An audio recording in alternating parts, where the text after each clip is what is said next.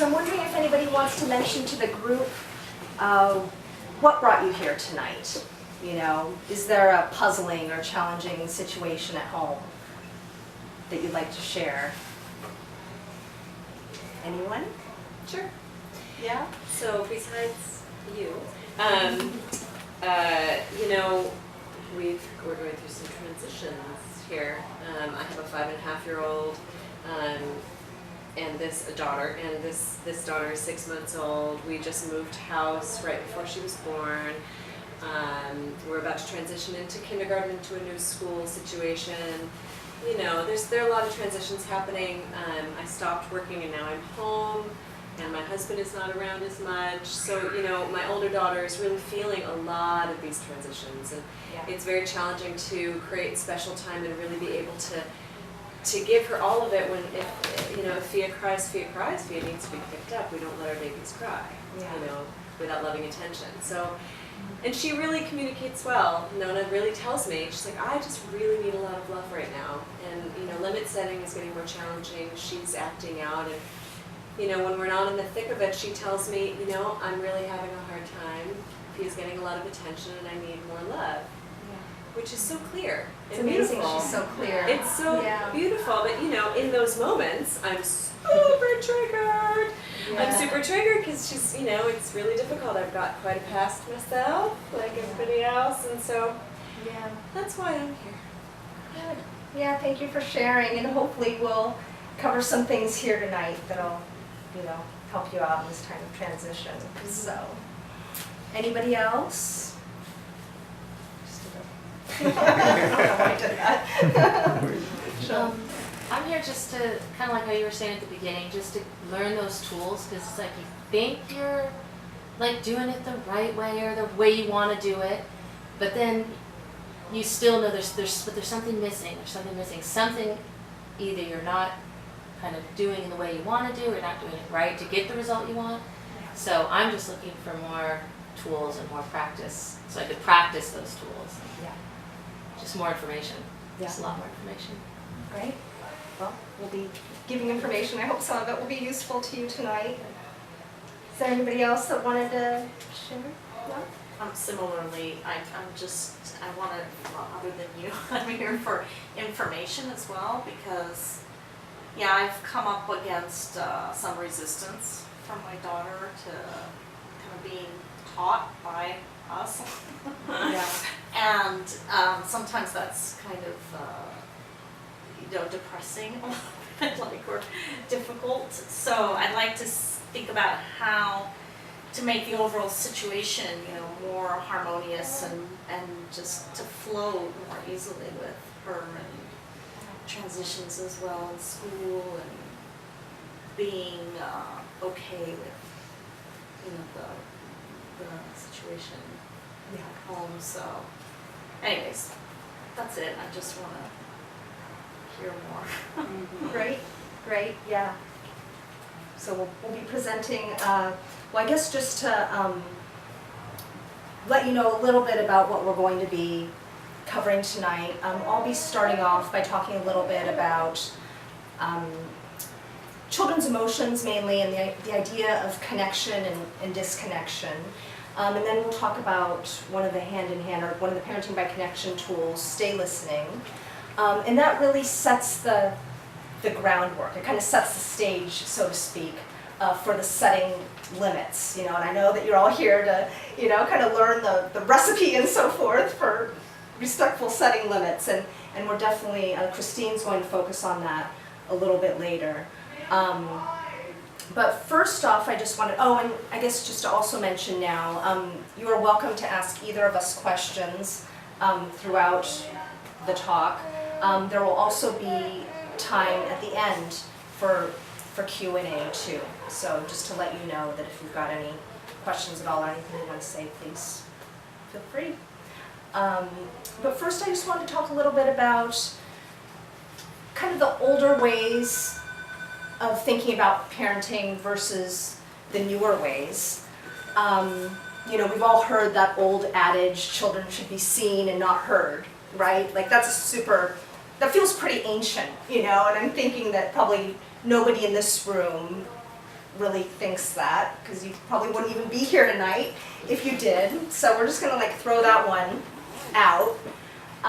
But there's another assumption that kind of persists in this society, and that's that children need to learn how to cooperate. They need to learn how to get along well with others, and how to be good, and how to share, and so on and so forth. They need to learn to have good values, and that if they go off track, then we need to make things as uncomfortable for them as possible so that they get this clear message that what they're doing is wrong, you know?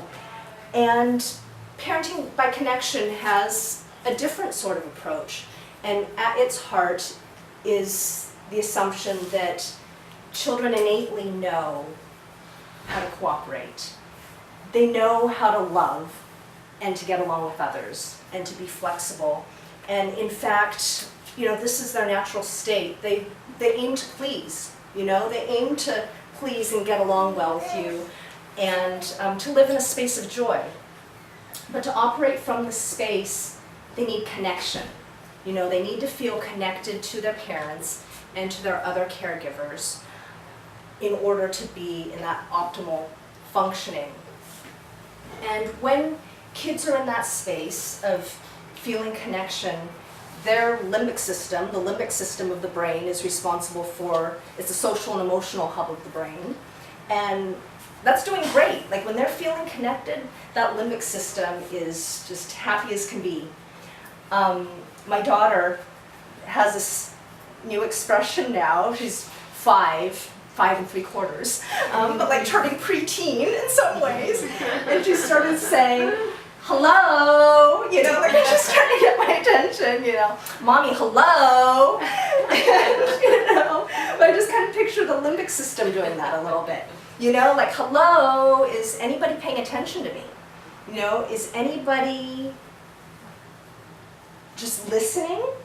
Is anybody looking? You know, does anybody care? Does anybody love me? You know, and their limbic system is constantly, the radar is out, you know, it's constantly looking for this feedback. And the answer comes to them from our body language, from our eye contact, from what we say, from the general vibe, you know, kids really feel the energy of a place. And when they're getting those responses, it's great, you know, they're in this place of ease. Their brain is in prime functioning, they are in prime functioning. When they're feeling disconnected, the prefrontal cortex in the brain, which is in charge of reasoning, that breaks down, and they literally cannot think well.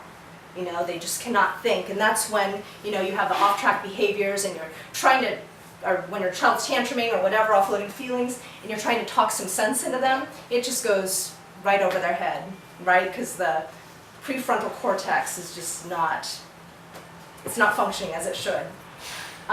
So I just wanted to illustrate this idea a little bit more of connection and disconnection, and I'm wondering if anybody here is good at blowing up balloons. I'm not going to make Christine do it because she's got a lot of talking to do. She's got to use her lungs. All right. So there's the balloon, and that represents, that's the limbic system. So when we're going to talk about kind of a day in the life of a child. And when there's a period of disconnection, you put a little bit of air into the balloon. And when there's a period of, you can go ahead, yeah, test it out. And when there's a period of connection, we'll take a little bit of air out. We'll let out a little bit of air. So let's say Sally, you know, is at home, things are stressful in the morning, her mom's running around, Sally's sleeping in, but they've got to get to school, and so mom kind of hurriedly pulls Sally out of bed. And so that feels a little disconnecting to Sally. So you put a little bit of air in. Oh, air in. Mm-hmm. So kind of stressing out the limbic system a little bit.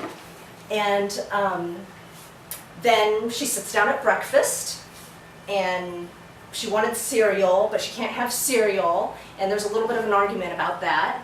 And so there's a little bit more disconnection. So air in. And then she gets to school. And I guess anybody have an idea of what could happen at school to make her feel disconnected? Somebody's playing at the center she wants to play at. Yep, well there you go. A little bit of air in. And then maybe something that happens that's connecting for Sally. Let's let a little bit of air out of that balloon. If we can figure out something that's, The teacher notices her beautiful painting. yeah. Okay, so a little bit of air out. Okay, and then her mom comes and picks her up at the end of the day, and she gives her this huge hug.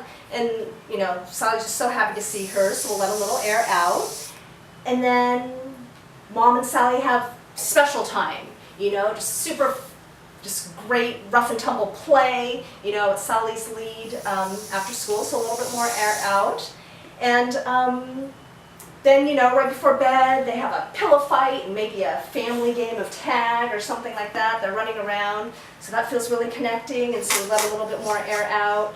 And then bedtime routine goes super smoothly, lots of cuddles and stories, and so we can let all the rest of the air out of that balloon.